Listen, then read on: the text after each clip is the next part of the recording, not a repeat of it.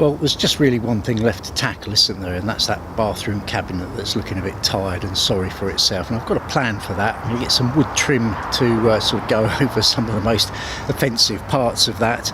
But the doors, another thing here, I think I can just sort those out with a little bit of a sand down and a nice couple of coats of paint. It'll sort of spruce them up for a while anyway. Maybe some new handles, we'll see. So anyway, I will crack on with that while it's not raining.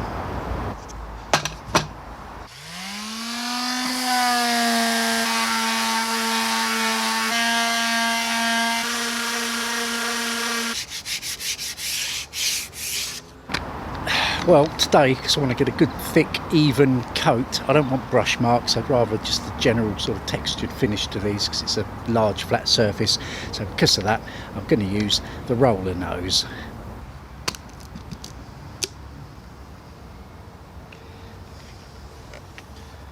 I have shaken and stirred that already, sort of.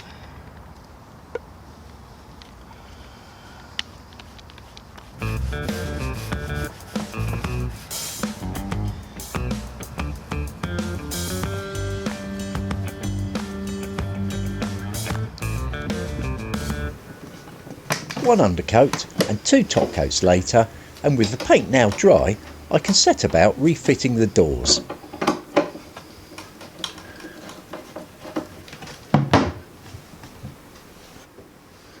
And now for the fun bit.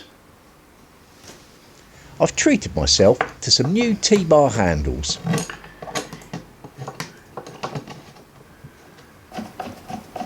I use an existing handle hole plus a newly drilled hole.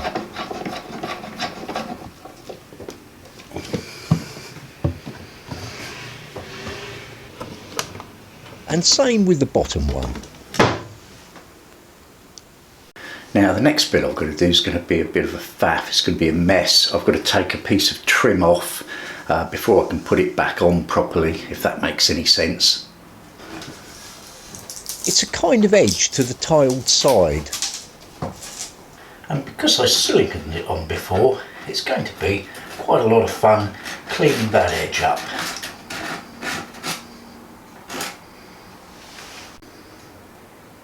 Some of it comes off easily, but not much. Well, I'm just going to get this piece of wood trim sort of prepped up a little bit with some primer for now, and then I think what I can do is I can cut it into shape, fit it, and sort of top coat it once it's in place, which will give the thing a lot more of a sort of cohesive look. So while the weather's favourable, let's crack on.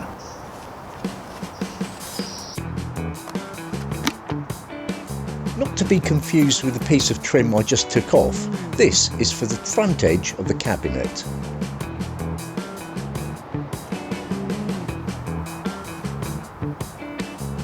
It'll need cutting, but I might just as well prime it first.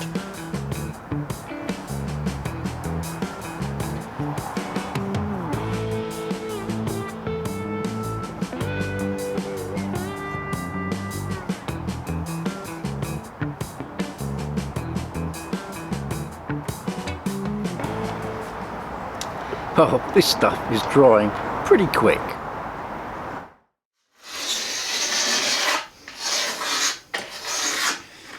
I get the last of the old gunk off.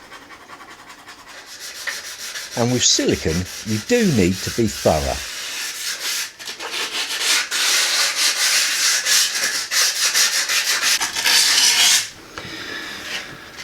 Right, well that's that all done, and anyone who knows silicone will know what a long and tedious task that was getting that all off. If I could go back in time, I'd tell myself just to use caulk, and that's what I'm going to use this time.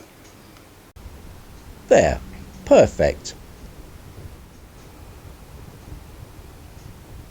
Just need a bit of a tidy up with the hoover.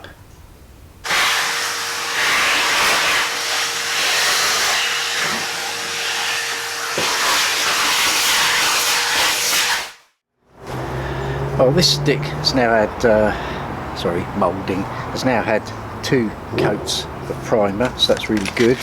Just need to tidy off the edges a little bit.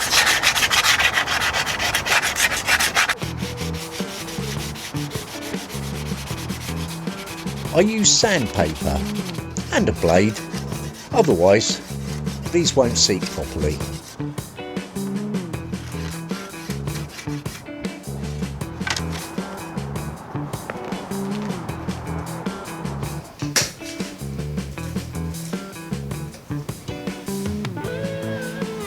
And of course, this time it's cork, not silicone. Plenty of it too.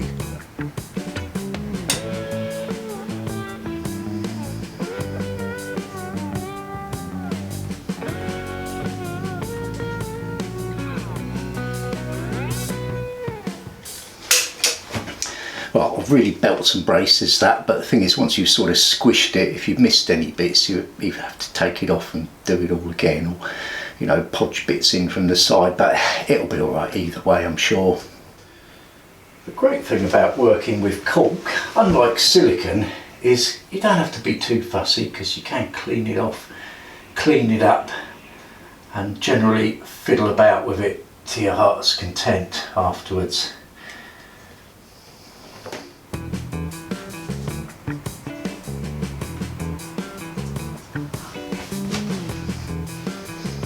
I press the moulding firmly into place.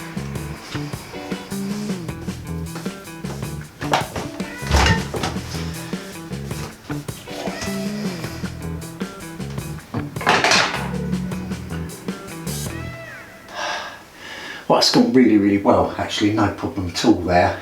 All I'm going to do is leave it for 10 minutes and then get a wet sponge, clean all the excess off, and that'll be absolutely perfect.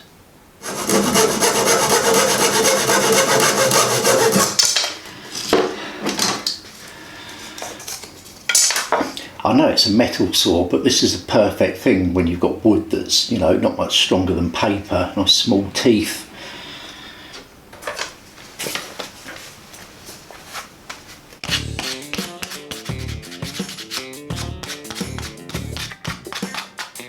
I'm infilling the cabinet front, in between the doors, like so.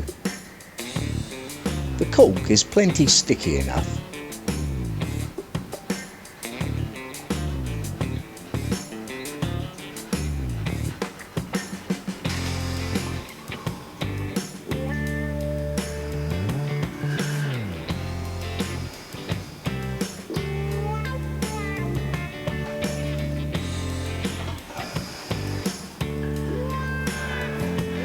I should have moved everything out of the way first. I haven't got much more room here than I had on the boat, to be honest with you.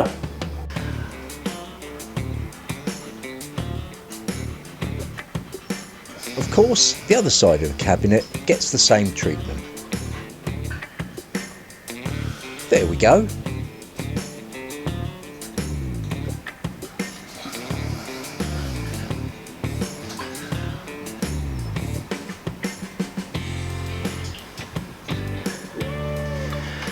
Well, if you're wondering why I'm going to all the trouble to put these bits of wood trim on, it's simply because some parts of the cabinet, particularly the bits lower down where it got splashed a lot with water, sort of puffed up a little bit and wasn't looking very nice.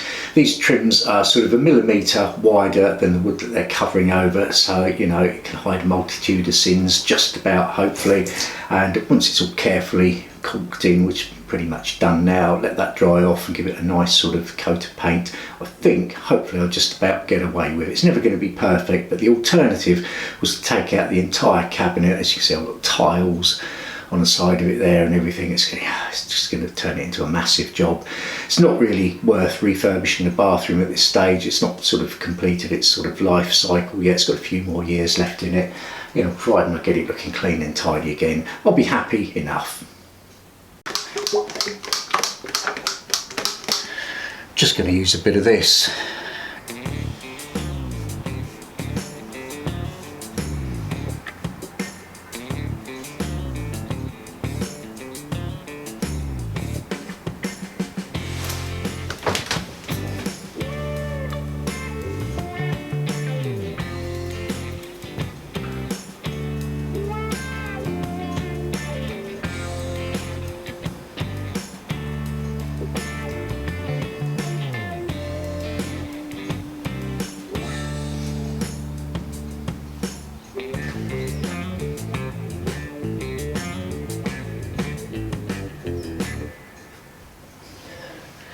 Now I've had to go just beyond the trim into the sort of cork line, or sometimes the line where the wood's showing, where it's sort of slightly expanded a bit. Just want to get that paint in there to hide all that and also to seal it up. That does mean there'll be a little bit of cleaning off to do just on some of the insides of the cabinet there, one or two other places where the paint's ended up. So I'm afraid it's a bit slow painting, and it's going to be a little bit slow with a knife blade after cleaning up, but otherwise it's all going fine. This is basically what I'm doing.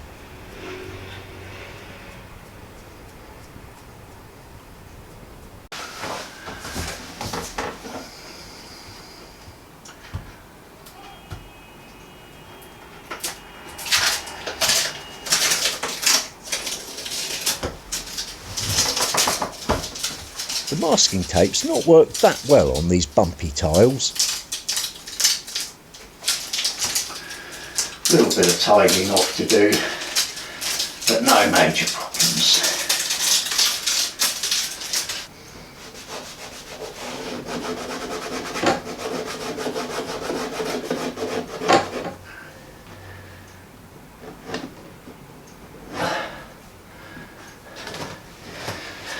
Well, I've just been around and cleaned up all the sort of paint edges, and that didn't take as long as I thought. Just a bit of fingernail and a wet sponge, and everything's good. So what I've got to do now is give the whole place a really jolly good deep clean, get all that sort of builder's muck out of it, and then we can have a proper look and see what I've done in the bathroom. I might have spoken a bit too soon. There's actually one more thing still to do. See you next time.